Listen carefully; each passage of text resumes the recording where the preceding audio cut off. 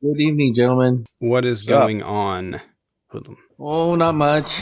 I just saw you guys and I maybe came on in the right time and I figured I'd come up if you'd have me and we could have a quick chat and touch bases and see if we can agree on something today. Yeah, so I'm just curious as far as like what your guys' definition of divisive. Needlessly hostile, alienating. Okay, and how about you? What would my definition of divisive mean? Yeah. Contrarian. I would say the definition of divisive would be taking purposeful steps to attempt to divide people. Okay, gotcha. Okay, so just not to say whether or not this statement of action is right or wrong, but just looking at it merely from the point of the divisiveness. So when Easter fell on National Trans Recognition Day, or what it did. Visibility. Yeah, right. Okay. I mean, do you think that what Joe Biden had came out with his statements were unifying or divisive? Unifying. He said all people are made in the vision of God. In what way could someone spin that as a negative and say that, oh, this is tearing us apart? Yeah, plus it That works was his out message. perfectly because Eve is trans. Right. So if that statement is correct, then that would be non-divisive, right? Just saying that, And yet they found a way. right, just saying that, because Republicans, everything's divisive to them, but just saying something that you believe in does not inherently make you divisive. Saying things like, I don't view migrants as people, that's divisive, right? Right. That's purposeful, splitting migrants from our population, saying, beat them up, get them out of here. That type of stuff is divisive. Writing 500 bills targeting the LGBTQ community is divisive, right? Can you tell me, like, what policies do Democrats have that are divisive policies, or policies that are driving a wedge between people? Because in Republicans, you have them trying to cut SNAP, you have them trying to cut welfare, that they're doing it largely because the perception is it's targeting minorities. Your Abortion rights. abortion rights, like, in what way is this stuff not divisive? Democrats want like universal health care and more spending bills for infrastructure. Like, that's what we want. Well, before we move on, I have no problem answering, but Calling liberals vermin. That's another one. To tie in the whole Easter thing, there was the Easter egg coloring contest and all that was done at the White House. There was specific instructions given that no religious It's not true. It's not And true. they had to redact that story. Yeah, Fox is being asked to redact that story. I think Newsmax already did, as well as several other publications and news sites. Okay, I mean, if that's not true, I mean, yeah, absolutely. I mean, I wasn't aware of the redaction requirements going on there. So yeah, I mean, I'm a reasonable person. I mean, if that's not good information, then I apologize. Yeah. Yeah. So yes, the some of the rhetoric is very demoralizing. Anytime a person would make another human being feel less than, I think that would, in my opinion, be negative in nature. So I think that it comes just from a level of frustration because, we have Joe Biden stating that he can't do anything about the border unless we ram through this bill that's supposedly going to be good for our immigration policy, but it really just legalizes what's currently being done.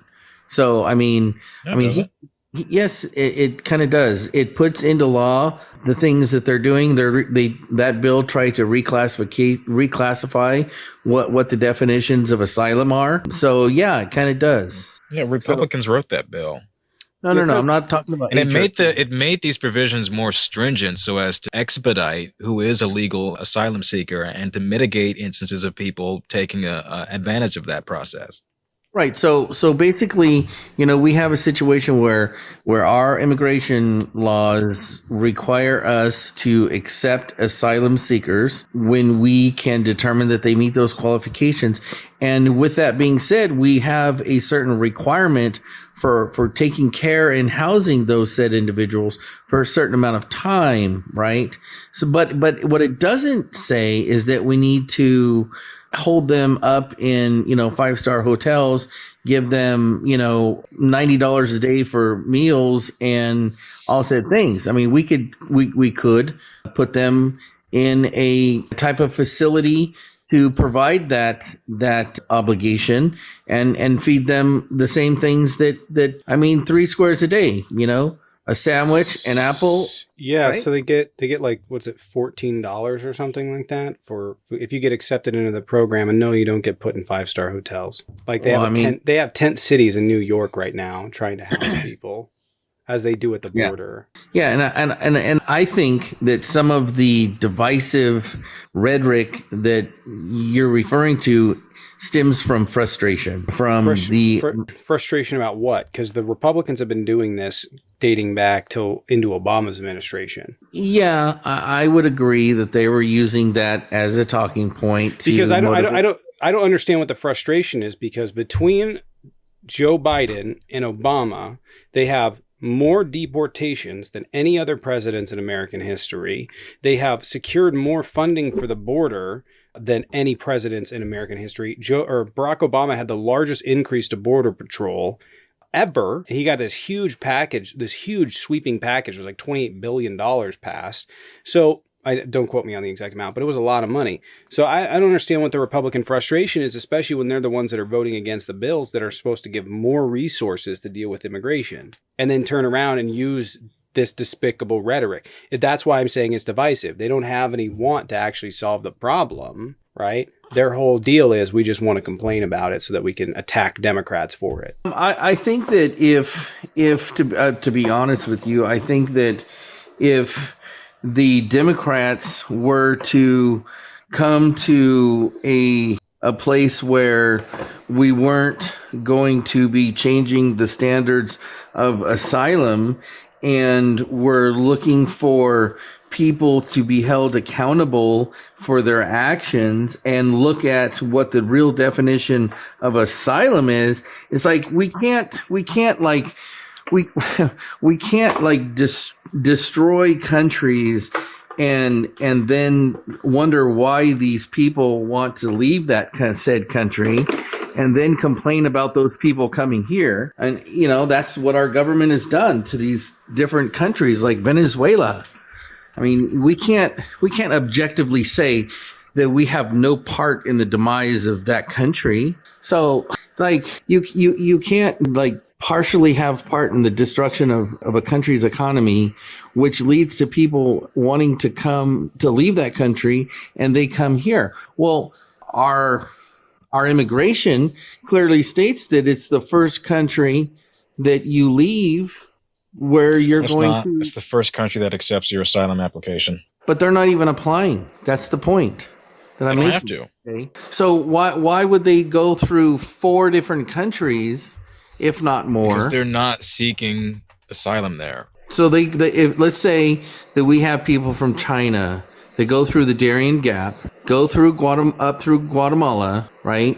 I mean, they're not going to seek asylum in Guatemala? If they're applying for asylum there, then they'll seek it there. Otherwise, they're going to seek it here, or whichever nation accepts their asylum application first. But I mean, our immigration says that they're supposed to seek asylum at the first opportunity, right? No. Are you sure? Yes. Okay. So I there's a lot that can be done better on both sides. I'm not saying one side's better or worse, but to say that, we have this huge influx of immigrants, and, we have this very broad definition of amnesty, and then we have an overload of these said asylum seekers. At what point in time does the left say that enough is enough? To what exactly? To what? Enough of this of people coming over our border with no documents to prove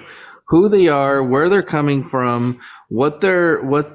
So you have the right to apply for asylum with 0 documentation. Okay, but you do realize that raises all kinds of issues when it comes to terrorists, to health concerns. We have like a whole group of individuals that now have a measles outbreak.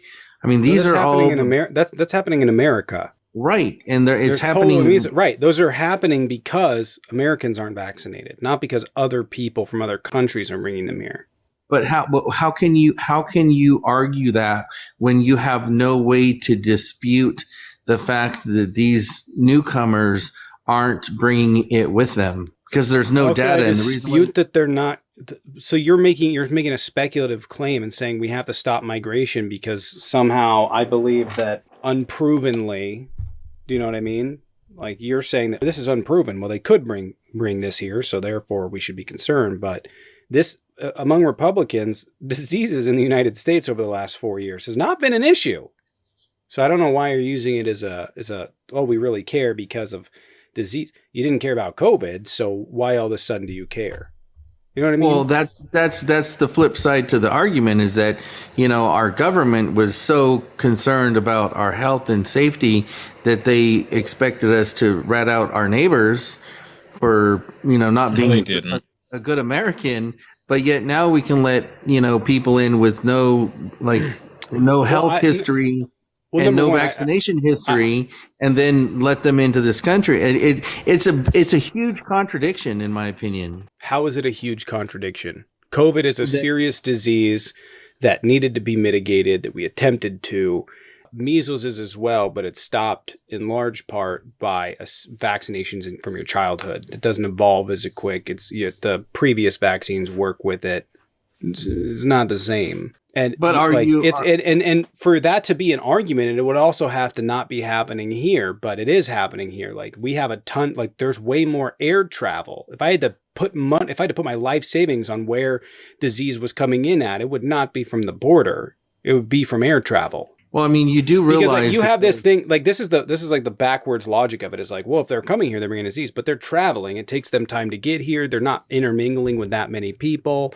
So you just think that, they come into the country and then suddenly it's here. Everybody can be exposed to it. That's not how disease work. If I had to take my guess at where diseases are going to come in the country, it's going to be on an airplane because that's where they're coming in at. That's where COVID came in on.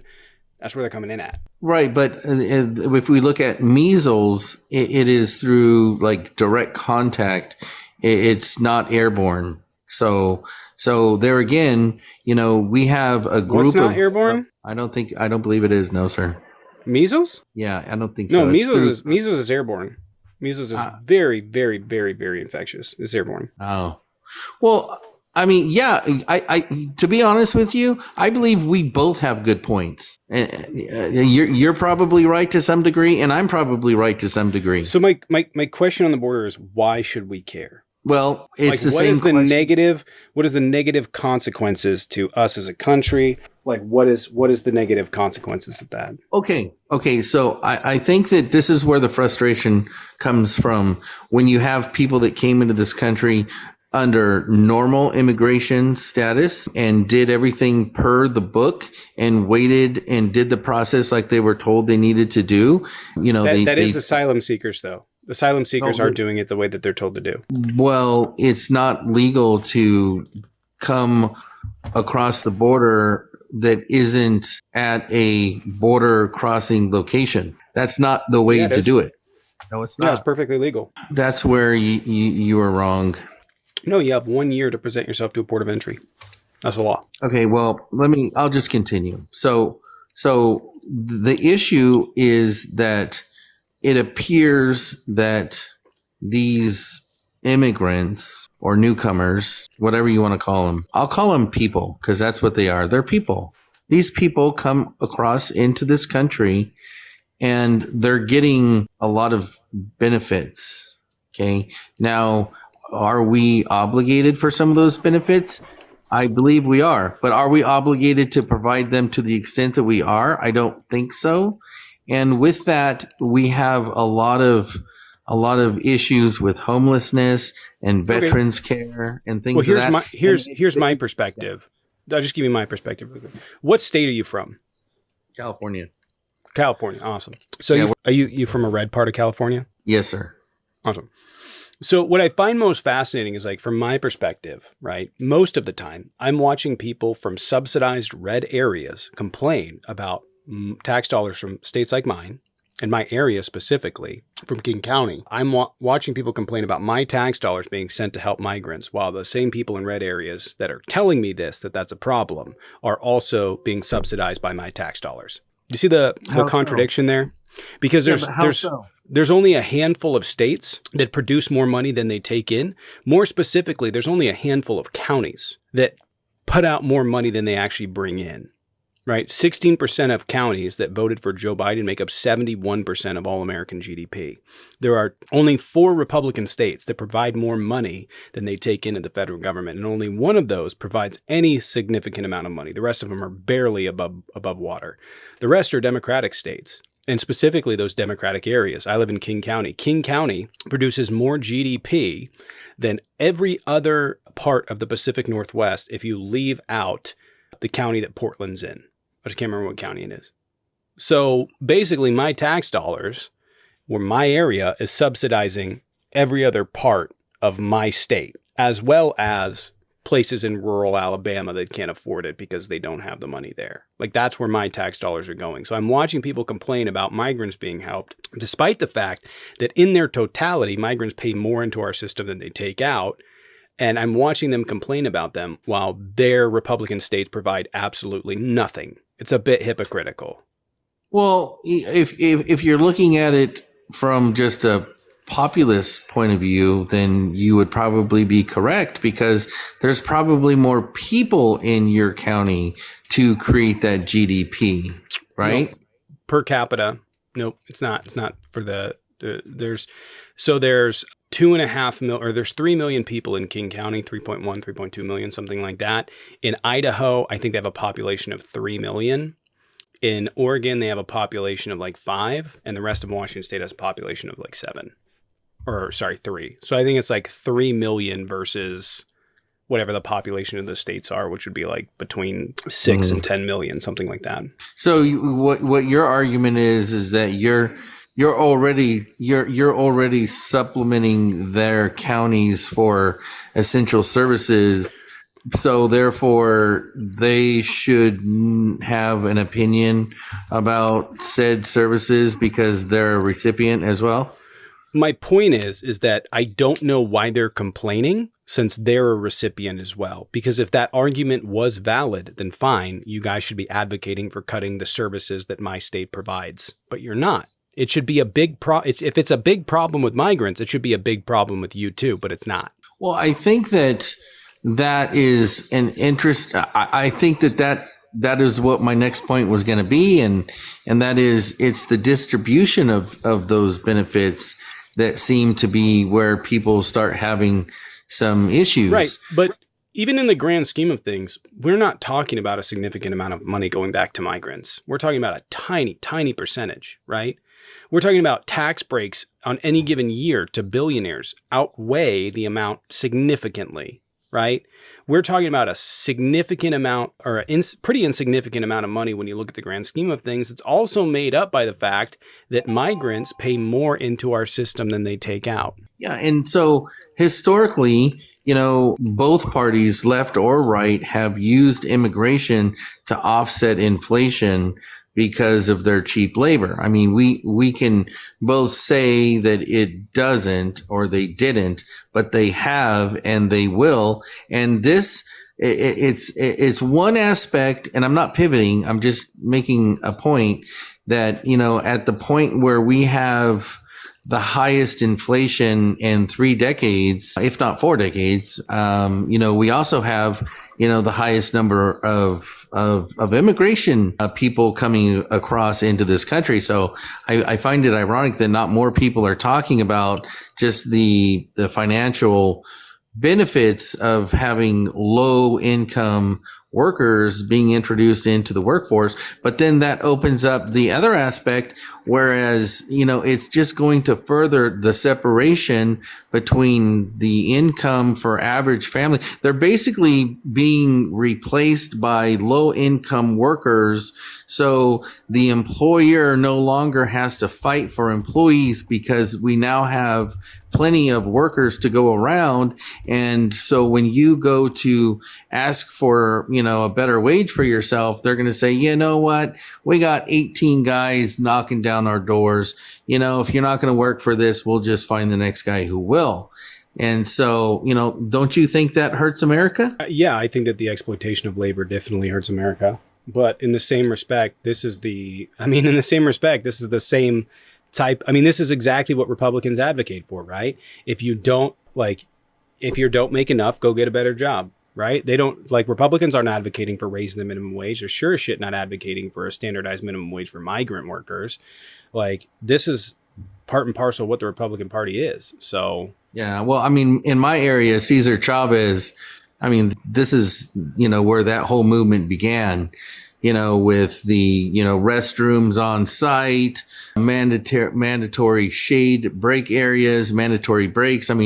That all basically got started in my area. So I'm very familiar with the benefits of advocating for, whether it be farm labor, or entry-level positions. I agree with all that. Getting back to everyone's a human. We all have certain standards that we should live by, but it saturates the workforce and it's not going to do anything to bridge the gap between, the haves and the have-nots. And I think that even when the Democratic Party say that they want the DEI perspective, this isn't the way to get the DEI perspective further along. Shouldn't you be blaming the companies and the people that are hiring them and the government for not enforcing a higher wage? Because everything you're saying is saturation of market, which, yep. Okay, right now there's no saturation. We actually need workers, but in general, then wouldn't you be advocating for there to be reform made so that workers could get paid a living wage, and then also it could defend, it could support and protect the American worker and how much that they're making, the U.S. citizen? Isn't that what you should be advocating for? Some sort of standard across the board? Yes, and that goes back to progressive take. That goes back to, the concept of corporatocracy. When you look at the huge lobby PACs that have been created because the Supreme Court decided that companies were people, and it devalues our contributions to campaigns because we cannot match the super PAC contributions, and it essentially is removing our voice to a certain degree to make sure that the government is being held responsible. Dude, I think you're more progressive than you let off, because that's a really progressive take. Well, I think that I'm just a realist, and I try to see both sides, because I don't see how you can come up with a cohesive conclusion to something if you're not willing to at least listen to both sides, right? Sure. Yeah, I'm just curious why I would see that position and many of the positions you voiced here as being antithetical and out of step with what the modern day Republican Party is advocating for. We're looking at tax cuts for billionaires. We're looking at extending said tax cuts. We're looking at deregulation of a multitude of industries, including banking and housing, and et cetera, et cetera. Everything that you're purporting to be for here is exactly what the Republicans are looking to dish away with. Workers' rights, anti-union, decreasing the minimum wage, or at least not raising it. So why would you vote for a party that isn't for you? Because it's not necessary, and this might sound really bad, and I'm just going to make that like a statement that I say right out of the gate, but it's not so much as to what they're doing, it's what they're not doing. And I would say that what they're not doing is they're not telling people how to think. They're not telling people how to live their lives. They're not telling people that, if you don't Sure think, they are. No, they're not. No, they're not. They're banning books. Well, I think that they're banning books. Well, I think that when you look at that, I think that the real position of the people that are they're not burning books. They're just banning books in. I said banning books. Right. And so those books are still available, and they're just doing it age appropriately. Like for the thing is, they are age appropriate. But they've deemed them, this whole anti-woke belief, which has become a cornerstone of the Republican Party, is exactly what we mean when we're saying that they're trying to dictate what people think or don't think. I don't think that that's the government's role to dictate what books should belong in a children's library that's already designated for children to learn. It's already been pre-approved. Well, Jay, would you say that if just because somebody is a professional, that they are the be to be all as far as to make the determination on whether that book should be for children? That's the question. I would say, yes, I would say that they are more than qualified to make that determination than someone who is far and away inept. And what benchmark would you put that person and decision on? Is it their education? It's their education, it's their experience, it's their body of knowledge when it comes to those subjects. Okay. So what would be the difference when somebody's professional in their field as well comes to a different conclusion? The thing is, someone like Ron DeSantis is not a professional in that field, does not take the time to thoroughly research what he's looking into and what he proposes banning. Like the re-education that happened on the civil rights movement and slavery fully removed the gravity of what it was, simply because he deemed it to be too woke, too CRT, too whatever, that didn't agree with his political agenda. And I think that's unfortunate. I think that's detrimental. And I think ultimately that's going to hinder the progress and knowledge that people could otherwise be obtaining had those books not been banned and drastically rewritten. So what you're saying is that professionals have more of a say in what is accessible to children, which, by the way, are minors, than their parents. Yes. So do you believe surely a doctor knows more about your child's medical needs than your parent does, right? Well, learning is not a medical need. Sorry. I'd say it is. How so? I would deem a lack of education to be akin to child abuse. And I would say for the betterment of our society, it is a right that people be educated. Well, yeah, education is different subject than determining what that education is going to be. Those are two separate subjects. But within both instances, be it education or be it the medical field, we rely on experts to dictate policy. I don't believe government should have a role in either one. Well, neither do I, and that's why my statement going back to it is it's not so much what they're doing, it's what they're not doing. They're leaving these decisions up to parents to decide, and whether what in fact the punishments for parents who exercise gender affirming care in Florida, in Oklahoma, in various states down in the South that are Republican controlled, is that the state can intervene, if not outright confiscate your child, should you go about these methods that have been proven by experts in those fields to work. Wait a minute. Hold on. You kind of jumped the board there, Jay. Like I thought. No, hold on. I thought we were talking about books and education, and you just jumped to gender affirming care. Right, because I'm connecting the dots here. You're saying that the government controlled by Republicans is affording parents more control over their kids. I'm saying in these instances they're not. They're at odds. And if anything, especially within gender affirming care or abortion rights, it's saying that the government cannot dictate what you or your parents want for you, but rather that they are the arbiters of what goes on with their health, with their schooling, with their biology.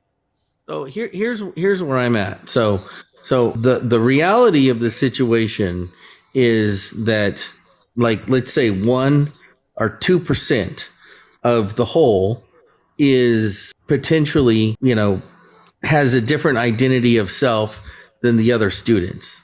The idea that 100% of the students should be exposed to this 2% of an idea, to me, is completely illogical.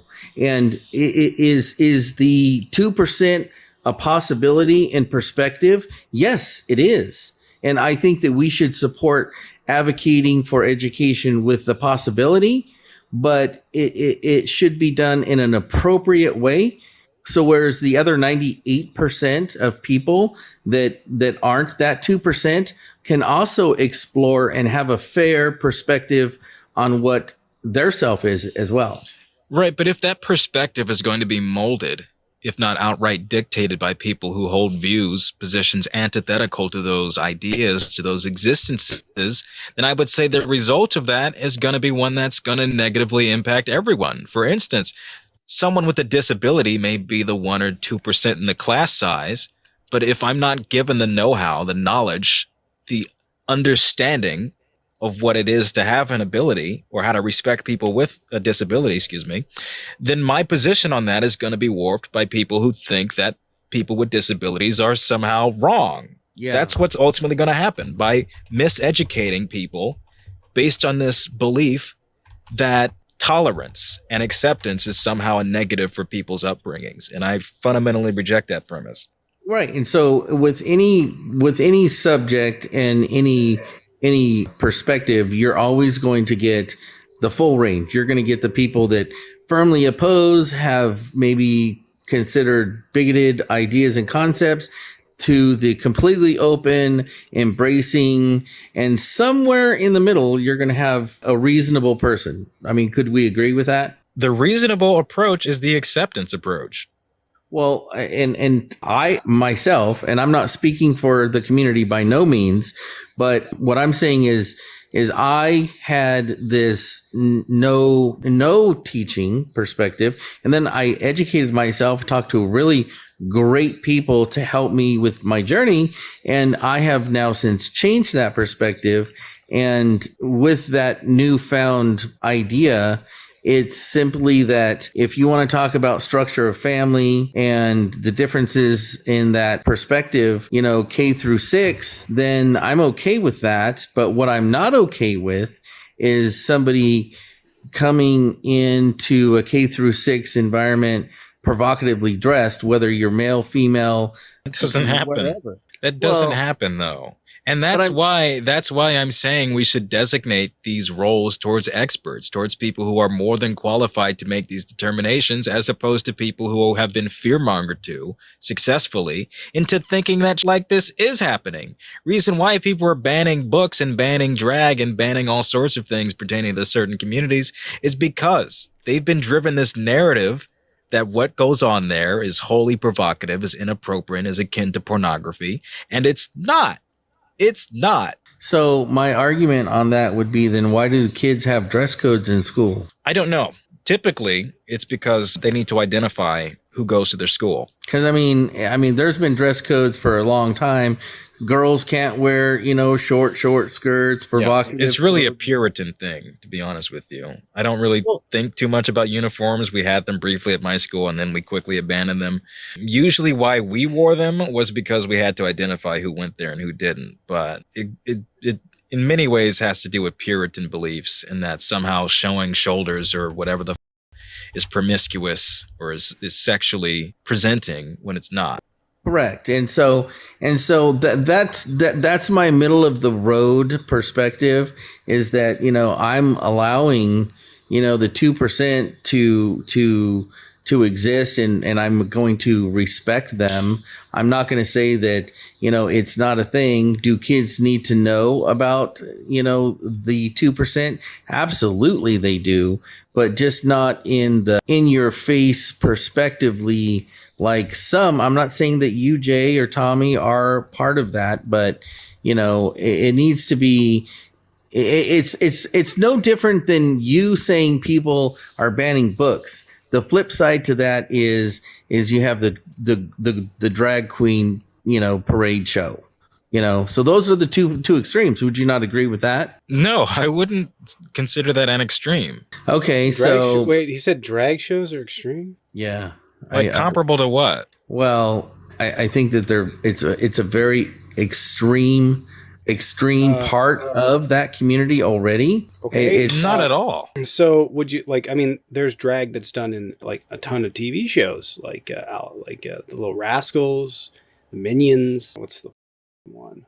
It's done all the time. Doubtfire. There's a ton of movies that's done with it. Nobody ever views those as being wrong or anything to that degree. Well, I think that's part of like the propagandized normalization of said thing. Well, so here's the thing. I just want to point out that I saw a kid dress up in drag as a joke he was at, I think, in New Orleans, and had put balloons in his shirt. And the comments are fine with it. Nobody thinks that that's wrong or appalling or whatever. So it's only when you're talking about people of the LGBTQ community does it become a problem. Well, I You've think synonymized drag with targeting children, despite the fact that really it's Christians. Well, I think that I don't think that Republicans are putting their Christianity in people's faces as much as Really? yeah. You sure about that? Texas made it legal to have the 10 Commandments in classrooms. You in sure public about school. that? Yeah, I think that is good. I think that that's a good. Okay, and then you're fine does with it it. Then I Does guess prayer belong in school? yes, because Why? if What? You just said that we're Okay. not pushing religion in schools. no, but hold on a minute. Like, what is the reason for this acceptance of your view if you're not going to be acceptance of all views? I think that that's the real question. Because a Christian prayer does not accommodate all views, nor should any teacher be leading a class instruction with a prayer. okay, so Right, and with we're talking about faith. We're not talking about science. If a teacher was like, "Hey, I'm going to teach about religion," that's fine. That's not a prohibition against religion. Like if they're teaching about religion, that's completely fine. It's when it's not like this general, these are religions, this is what this religion about, this is this religion. You can't go over all the religions, but you understand that you can teach people about religion. You can even teach people about the Bible. Is when you start advocating for it as a form of faith that it becomes a problem. But let's say that there's a student that is Muslim in that said class. Her parents can say, hey, my daughter or son said that you guys were doing prayer in class. We don't believe that. We would like her to not be present for that at the beginning of the day because it's against our religion. And the school would accommodate that. So what's the difference between a parent who says, hey, to be honest with you, this concept of, possible choice of life and perspective of self is something that doesn't align with what we believe. We would like our student not to be present for that. What is the difference in that exclusion? The difference in Curriculum. The difference is curriculum, and that there's no level of expertise that can be applied towards prayer, whereas there is when it comes to what we learn and how we teach it. But there's you no can run difference. through beneficial. methodological study. You can run through methodological studies, right? So you're saying that you're saying that religion will not get the same standard that a scientific method would give you? So are Yes, you because No. religion already doesn't hold itself to that standard. The fact that there's over tens of thousands of different denominations of the same religion shows that religion in and of itself is not an objective concept, and everyone's practice and belief and interpretation of said religion is going to vary based on whichever church you go to. And Jay, here's where I think that we've actually put the hammer to the nail when it comes to divisiveness. Do you think that it's genuine for you to say that a religious preference is not to be respected, but your scientific method is?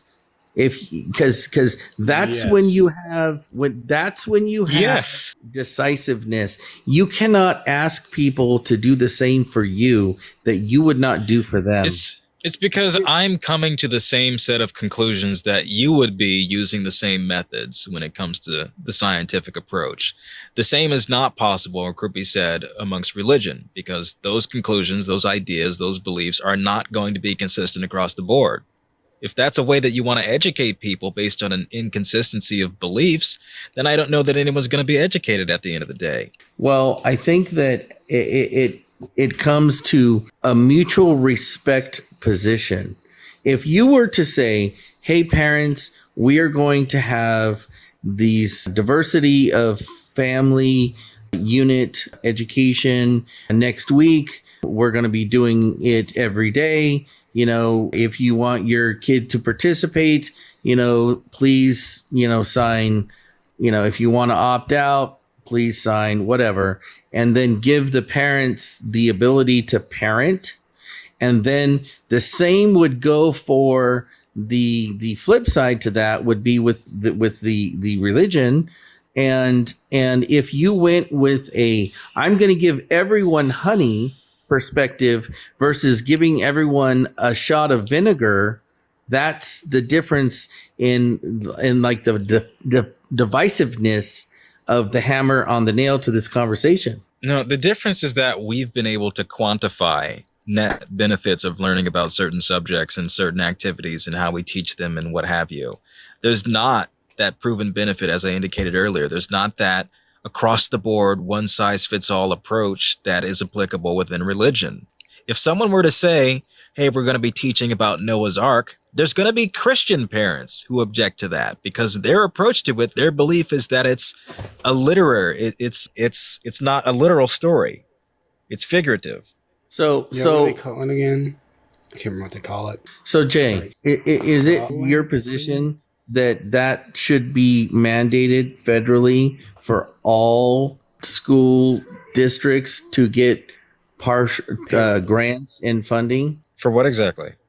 For what you're advocating for? For what school? For what? Well, because that's how it works these days. I'm asking, what are you asking me specifically? So the states get funding through the Federal Administration of Education, and then the states distribute that to the districts. So we have a dictative type situation at the district level coming all the way from the federal level.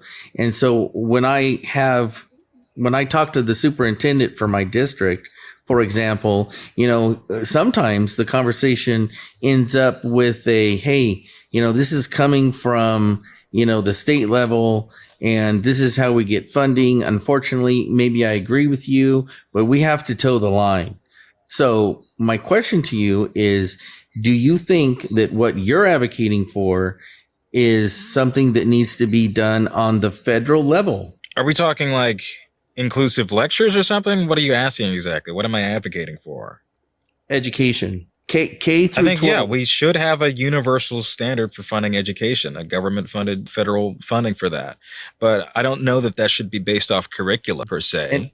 And so isn't the reason for states' rights is because Iowa has a different viewpoint and need versus, like, I don't know, California, for example? Yeah, that's why I say that they should be funded federally and should allocate an appropriate metric of funds depending on where you are. I don't think that should be determined by the curriculum that they're taught. Yeah, I agree 100%. But unfortunately, the case is, what I referenced. No, it's not. Schools don't get funding based on the curriculum that they do. They get funding based on the resources that they apply for.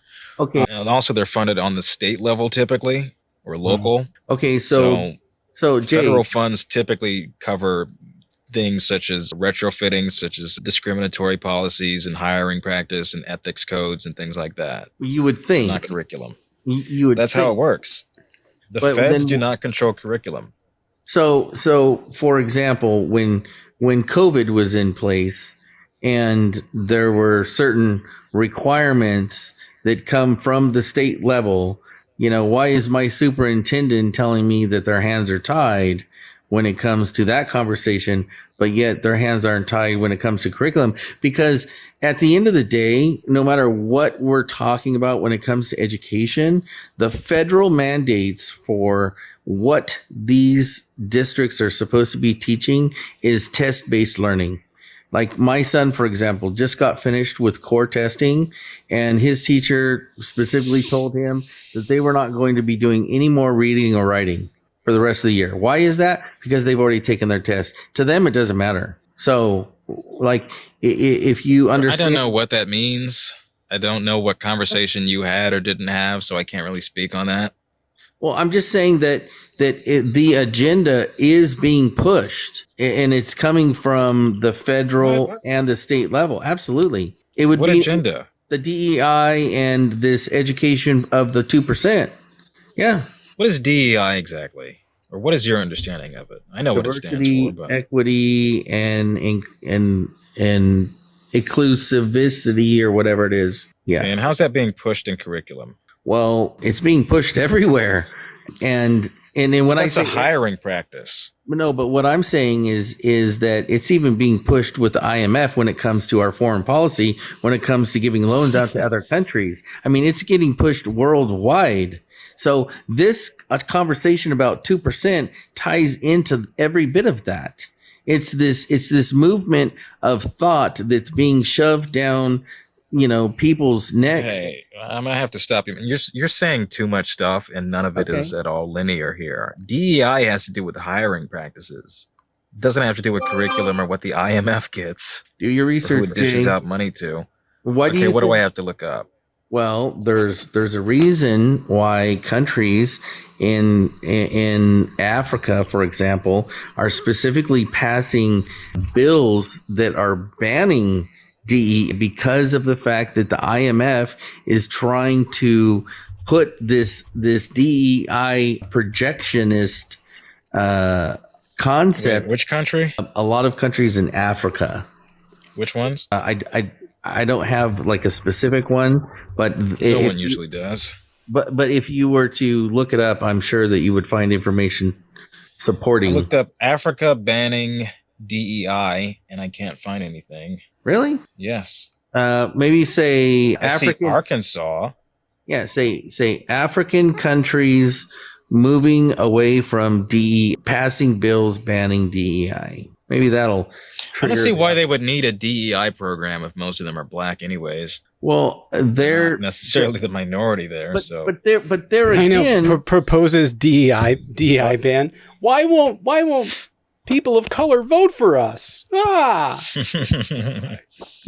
But what I'm saying here is that this idea is spreading like a flower everywhere, and a lot of places say, wait a minute, that doesn't go along with our moral values, and we're not going to go along with that, and that people are passing bills to object to that agenda.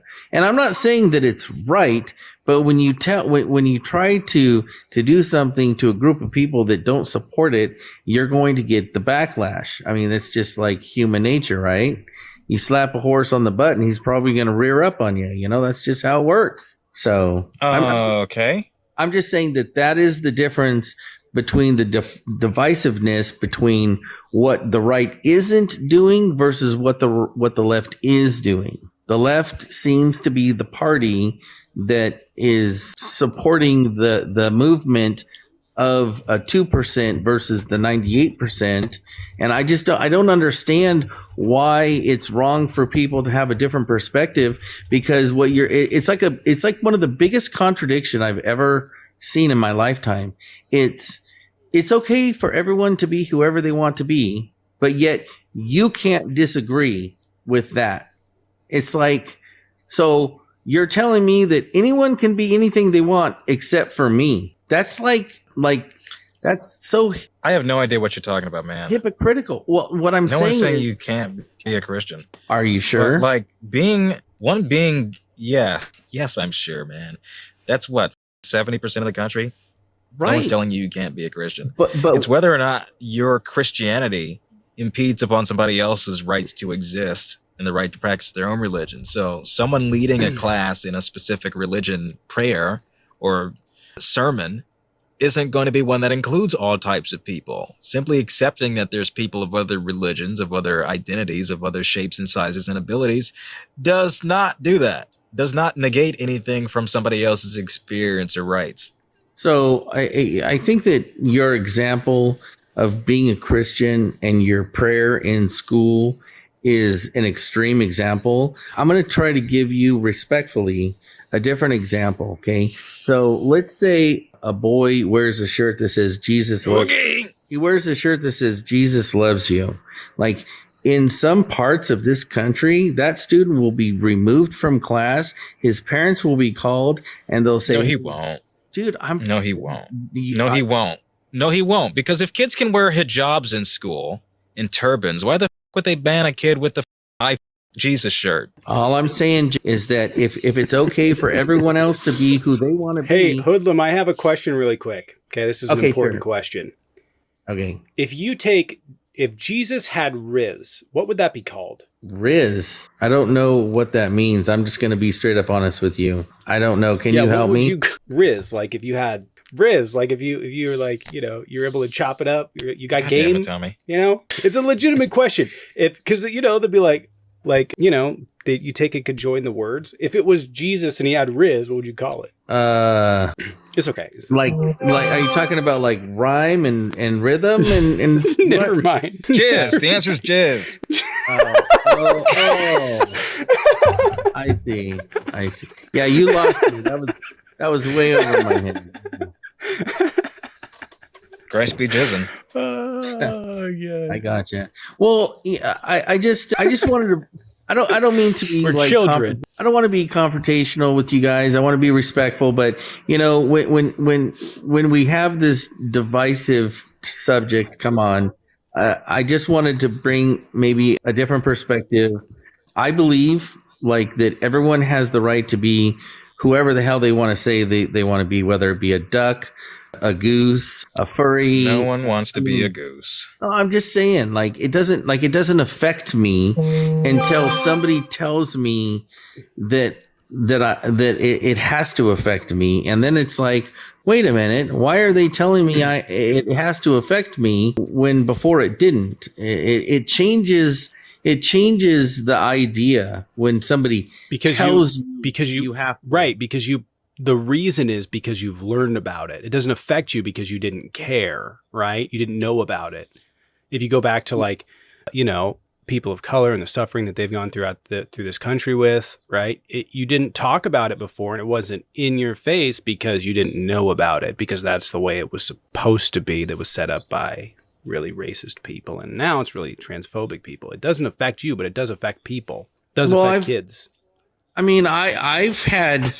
And I'm not going to say I've had a friend, because I think that's really cliche and tacky and maybe, but I've been around the community and I've had that conversation, and I think that it's gotten a lot more extreme of a conversation, because I've had this in like high school and it wasn't as extreme as it is now. Why is that? I mean, the information and the argument points are all the same. Would you agree? What did you have during high school? Well, I mean, I had African American friends.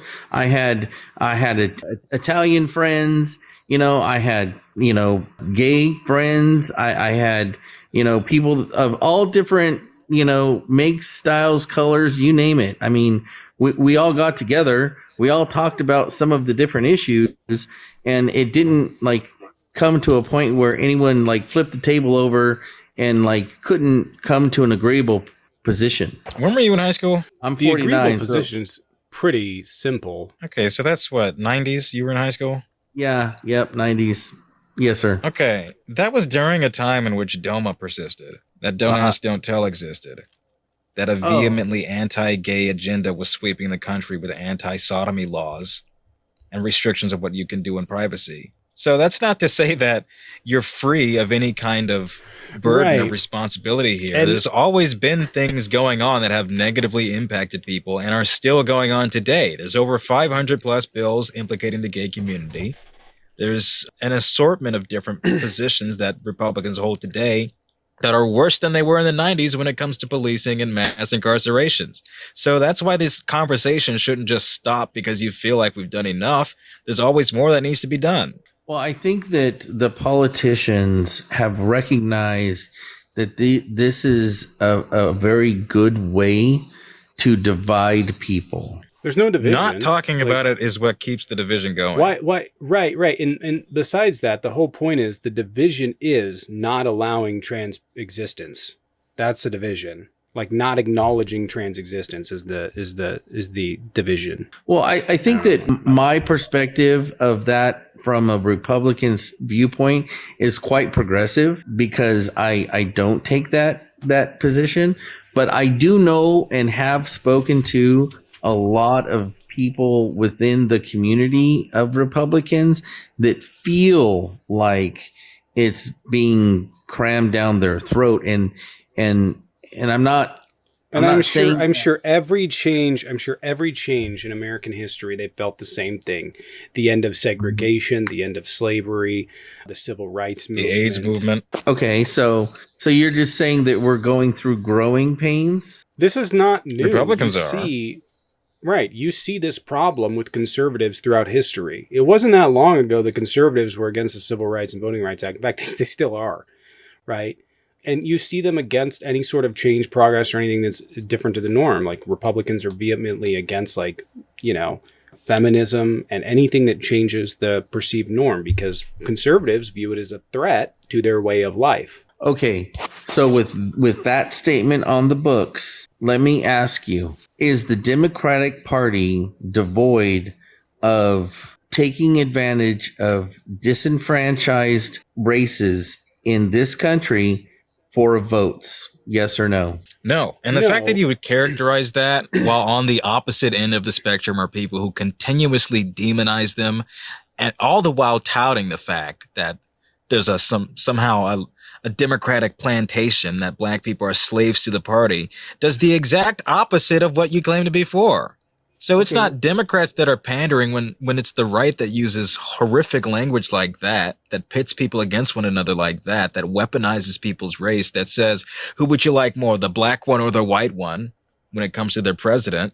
It's not Democrats doing that. That's not Democrats who are appealing to people's racial insensitivities. Let me ask you, what Jake. are the Democrats? What are the Democrats doing that's appealing to, like what? They're just not attacking minorities. Like, that's it. Well, that's okay. That's all. If you did that, if you like, you know, the Republicans refused to get off of the hating immigrants train for whatever reason. It's actually because they don't have a reason. They don't have any policies. But aside from that point, like, they're hurting Hispanic turnout for them. Like, they're hurting it really, really bad. Where they could be picking up undecideds that aren't sold on Biden. They're just like continually pushing them away. Yeah, but their on policies the same are antithetical to people of color. That's why you're not gonna, you know, that's just the reality. But you have to, what I guess the question is, which is better? Would you rather hear somebody tell you the truth? Hey, I don't like you. I don't think that you are, you know, hey, if you want to get ahead, then you need to work hard for it. Or would you rather somebody give you a promise of free that never gets delivered? Thing is, that's not the truth. Your version of the truth is not what's true for Americans today. Simply saying all you need to do is work hard to get out of abject poverty is antithetical to the fact that people are working longer than they did 50 years ago and earning comparatively less. So it's not a matter of your work ethic. It's the fact that corporations are screwing people over to a degree that they weren't 50 years ago or longer. And now the price of your dollar is worth less. So that's not a me problem. That's not a character flaw on my part. It's the fact that Republicans refuse to intervene in any meaningful way to affect us positively. Well, I only use that analogy. Right. Let me ask you a question. Both of them are extreme. I just want to ask a question real quick. What policies do the Republicans have that in any way benefit people of color? Well, I think that we only have to go back to year 2.5, the beginning of year 3 of Donald Trump's administration, to find that minorities in America had the lowest unemployment rate in decades. They have the lowest unemployment. Well, it's lowest now. Well, no, it's lower now than it was, but it was at the time. It's lowest now, but what does that have to do with Donald Trump? That's not anything that's just a byproduct of us having lower unemployment. And interestingly enough, actually proves my point that you have to point to people of colors having like the lowest. It's not where most of America is, by the way. Black people's unemployment is always worse than general America. So that indicates that there is a problem of a degree of systemic racism, at least in an employment field. And what do you guys do? Like, you simultaneously hang on to this thing as like, oh, there are issues affecting the black community more, while simultaneously saying, no, there's not. Well, I think that when you start going down that perspective in the bigger conversation, it always goes back to environment. And when you look at the Crow laws and the crime bills and the communities that typically Black people find themselves in, and that is the environment that is what causes the matrix numbers to be what they are. And that goes directly back to the politicians, whether it be for the left or right, completely gutting the manufacturing in this country to the extreme. That's an oversimplification.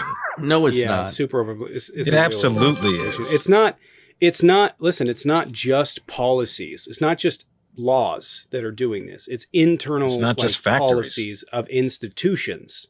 Major institutions are doing this. It is built in.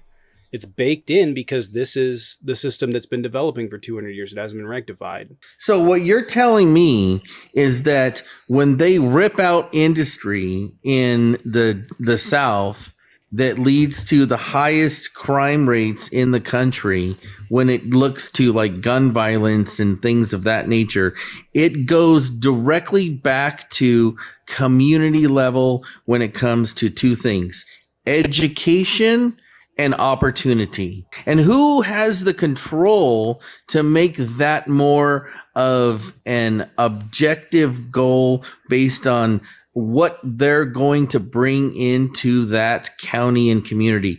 Jobs and education. It's like tied together. So you basically said, not jobs. Hey, but it's not a magic wand. It's not jobs that's the problem. It's poverty. Well, no, because the government has said, look, we're going to give you grants and funding based on your testing. If you get good numbers, we're going to give you money. If you get numbers, we're not giving you money. And so when you have a disenfranchised people that don't get additional assistance from the federal government that is, by the way, controlled by both parties, okay, then you have the situation that you have. You have poorly educated, it's not me saying that, it's the data that's saying that. Poorly educated people that have no opportunity, whether they're white, black, yellow. Right. And I agree, but the problem is not manufacturing jobs. The problem is a refusal, this hyperfixation on manufacturing jobs now, right? Which I agree, like manufacturing is not a bad thing, as is infrastructure, which we should be focused on.